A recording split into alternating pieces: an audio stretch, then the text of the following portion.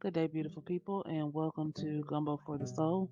This is a happy place, and this is a safe place where we come to have our discussions and share our feelings. Today is Wellness Wednesday, and my topic for today is something that I was diagnosed with when I was about 16 years old. I was diagnosed with PCOS. PCOS stands for Polycystic Ovarian Syndrome. There are several different symptoms of PCOS, and I'll cover some of the ones that I have experienced since I was 16 years old. There is something called hirsutism, meaning you have excessive hair growth or you have facial hair. There's pelvic pain. You can be overweight. You can have acne. You can have irregular periods. You can suffer from infertility, and you can suffer from hair loss. The thing that kind of alerted my mom that I had something going on was when I was 16. She noticed that my cycles were really irregular.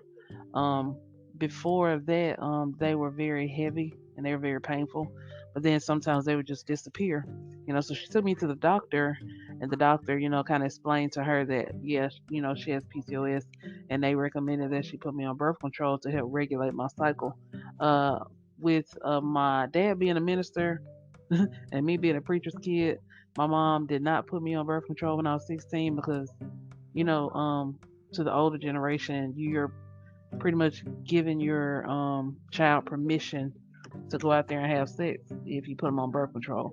So she didn't put me on birth control the first time we went to the doctor. But a couple months went by, and I wasn't having a cycle, so she grew kind of afraid and worried that something was going to happen to me if I didn't have a cycle.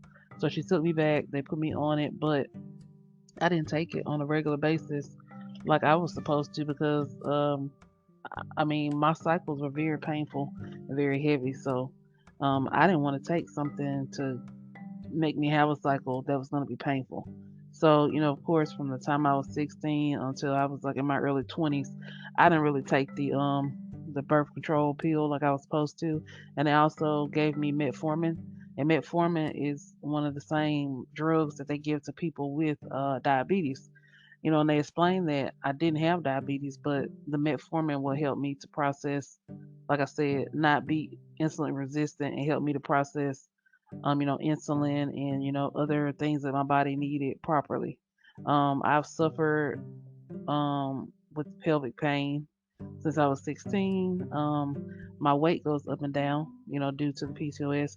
And I also have cravings. Like I crave a lot of things that are not healthy for me because the things that I crave are things that my body don't process.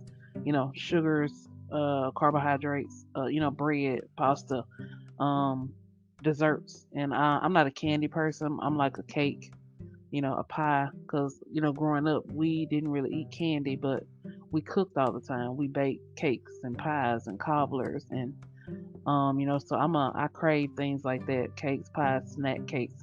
But those are also things that my body doesn't process like others do. And think about it, if you are stressed out or if you have a lot going on, you're craving things, in turn you end up eating your feelings. And the biggest thing though about having PCOS was the irregular periods and the infertility. Like I said, doctors always told me I would never have children without the aid of a hormone or without the aid of IVF. But the turnaround point for me with my PCOS was in about 2017. So about 2017, that is when I made I had tried different diets and things, but I realized that in 2017, like a diet is only what you eat. I mean, so a lot of times when we say we're going on a diet, we really don't understand what that means. A diet is only what you eat. I mean, if all you eat is fast food, you have a diet that consists of fast food. If all you eat is vegetables, then you have a diet that consists of eating only, vegetables. So a diet is only what you put in your mouth. A diet is what you eat. And our emotional state and our physical state is in direct connection with what we put in our mouth or what we feed ourselves. Things we crave. Like I said before, are we living to eat or are we eating to live? Are we eating food because it tastes good, or are we eating it just because it's fuel? Eating it because we know our body needs it, to do what we need to do, to survive. So there's a fine line, we walk when it comes to eating. You have to have a healthy relationship with food. A lot of times when you are, a victim of a trauma or any type of abuse, a lot of times you don't have a healthy relationship with food. Dealing, I've been through a lot of stressful situations. Even though I have a lot of great memories from my childhood, there's also, some memories that were not so great, in my childhood. So of course, that leads to being anxiety, being anxious, being diagnosed with anxiety, and depression. Like a Christian, a servant of God can be diagnosed with depression. And it's not a sin to talk to a counselor, to figure out what's wrong. If you realize you're having symptoms, if you're always anxious, you're paranoid, you're jumpy, it's nothing wrong with talking to a counselor to help, you figure out what's going on in your, day to day life, and to help you, along your spiritual journey too. So, along with, like I said, having the PCOS, you're having pelvic pain, and then, like I said, with me having the other physical limitations I have, that makes it difficult to work out. But in 2017, I was tired and I was fed up because the doctors had told me that I was pre everything, pre diabetic, pre high blood pressure, all that stuff. They basically were telling me I had to figure out, how to get some of the weight off of me. And they were like, well, we know it's difficult, with you having PCOS and everything, and your other physical limitations. So they had suggested I do the water aerobics, but I needed to be able to be there. And my job, the way my schedule was set up, I wasn't able to do the water aerobics. And plus, I didn't know how to swim, so I was paranoid of going to a pool by myself trying to do something. But I made the decision to change my eating habits, and I basically reversed my PCOS by changing my eating habits. I'm not telling anyone to become a vegetarian or go vegan or any of those things. I'm just speaking my own personal testimony. I cut out all the red meat. I cut out all the meats, heavy meats that I was eating. I only ate fish, fruits, and vegetables. I cut out on my snacking. The first thing I did was I did a 30-day fast, from 6 o'clock in the morning to 6 o'clock in the evening. I didn't eat anything. I only drank water. And, of course, then from 6 p.m. at night to 6 in the morning, I could eat whatever I wanted. But I'll say after the first 2 or 3 days, by the time 6 o'clock rolled around, I wasn't really that hungry. Like it literally from 6 o'clock that morning to 6 that evening, I literally would just plan or map out, whatever I was gonna eat after 6. And I stopped eating out. I stopped going to fast food restaurants and I started fixing or preparing my own meals. And if I did go to a fast food restaurant, I made the healthiest choices possible. Because one of my excuses or one of my reasons for not cooking was I was tired. You know, I'm not able to cook whenever I get home. But I had to stop making that excuse and start doing what worked for me. So I did a 30-day fast. Like I said, I drank nothing but water, and it was very difficult because I was a school teacher at the time, and my students were always giving me snacks and bringing me snacks. They knew the things that I liked, so it was really hard because I had to accept what they were giving me, but I had to have the willpower not to eat and not to snack, and not to eat my emotions, not to, pop a snack in my mouth every time I was frustrated or stressed out. So what I ended up doing is my snack drawer, every time my students would give me something or bring me something, I would give it to the students who didn't have a snack that day, or I started basically giving away the snacks like as a reward, a positive reward for when they had positive behavior. So that helped me through that. My colleagues at the time, they didn't I really didn't have any support at the time when it came to my fast because everybody was so used to, you know eating whatever they ate, and I didn't really have any support from my colleagues at the time, but I stuck it out, and I was able to reduce my weight by a significant amount. And every time I went to the doctors kept asking me what I was doing different. I just told them that I changed my eating habits. I didn't do any more exercising. I didn't exercise. I drank more water, and I changed my eating habits. Like I said, I cut out, all the processed food. I stopped going to fast food restaurants so much. And when I did go to a fast food restaurant, I made healthier choices. For example, like if I went to Taco Bell, instead of me getting what I would normally get, if I got a chalupa, a supreme chalupa with chicken or whatever I would normally get, instead I can get a chalupa, and instead of putting meat in it, I put black beans in it. You can replace the meat for black beans at Taco Bell. I would get the Power Bowl with no meat, and I would, get them to be, add extra beans to my order. I went to Subway. I made healthier choices at Subway. Instead of me getting ranch, I got the vinaigrette. Instead of me getting meat on my sandwich, I would get nothing but vegetables. Lettuce, tomato, pickles. Spinach. Onions, bell pepper. You know that on my sandwich. So, like I said, um, I didn't just go cold turkey. First, I cut out all the red meats, and then I eventually weaned myself away from eating chicken.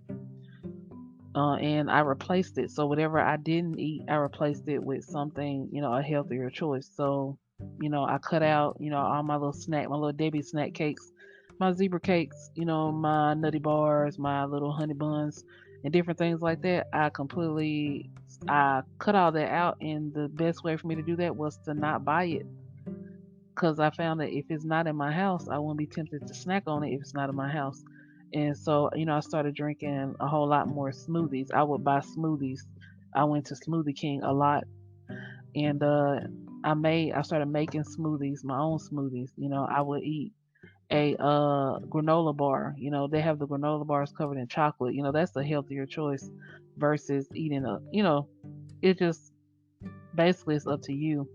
Whenever you are ready to make a life change and you know it's going to be life changing, you can reverse whatever it is that you're dealing with health wise.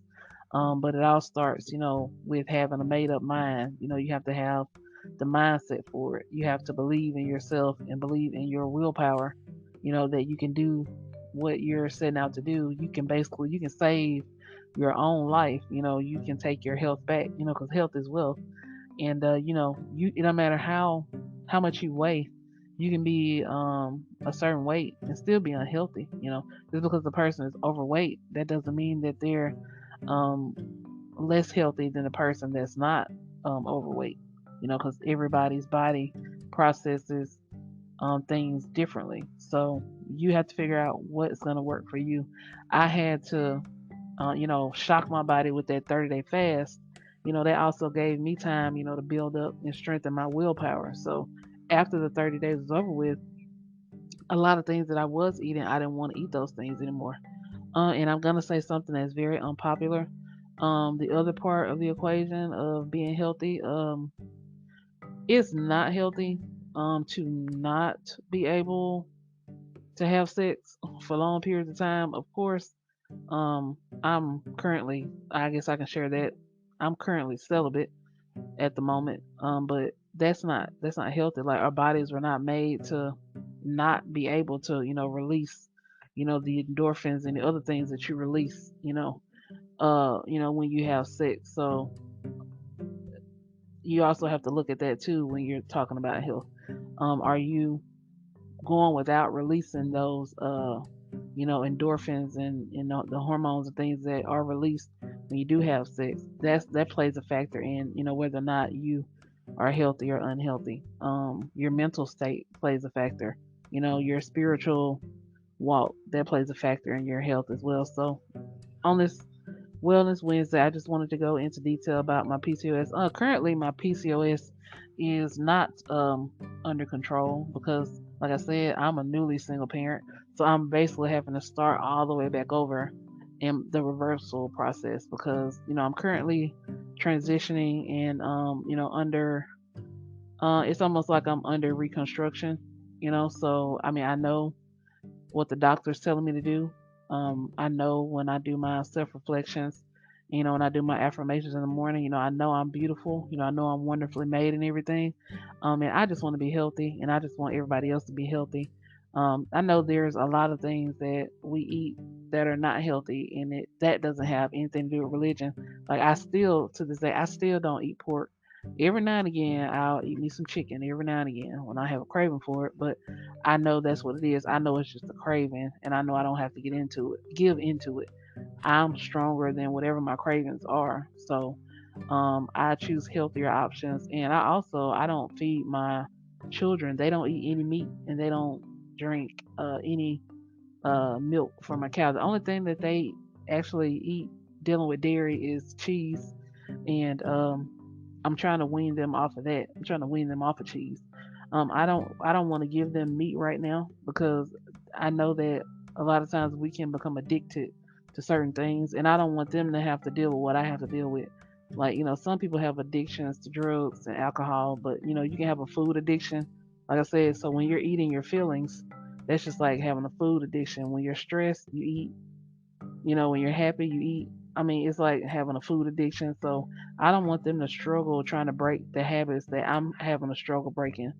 I don't want to feed them unhealthy things while they're young because when they get older, that'll be something that they have to break themselves from. It's almost like, when you give a child a pacifier, it's a struggle when you're trying to break them from using that pacifier. So, I don't want them to be able to use food or different things like that as a crutch. I don't want to have to break that habit, those unhealthy habits. So, if I start them off with healthy habits, then it'll be easier on them when they get older. They have a choice when they get older of whether they want to, eat certain things or, put certain things in their body. Right now, I use oat milk, I use coconut milk, and I use hemp milk with them. I don't really give them too much of the cow milk. I cook with it sometimes, but I really don't give that to them to like actually drink. So once again, I want to remind everybody, it is Wellness Wednesday. You have to do what works for you and your health. You can completely reverse things by changing your diet. I'm living proof. I'm a living witness. I reversed my PCOS by changing my eating habits, and I was able to get off all some medication, and I was able to have two children, even though the doctor said I would never have a child. And the only thing I did was, of course, I believed, I had faith, and I prayed, but I put some action behind it. I just totally changed my eating habits. So I would like to leave that with everyone today. Health is wealth, and it is completely up to you, and you have to do what works for you. We are smart, we are loved, we are blessed, and we can do anything. Thanks for listening, and until next time.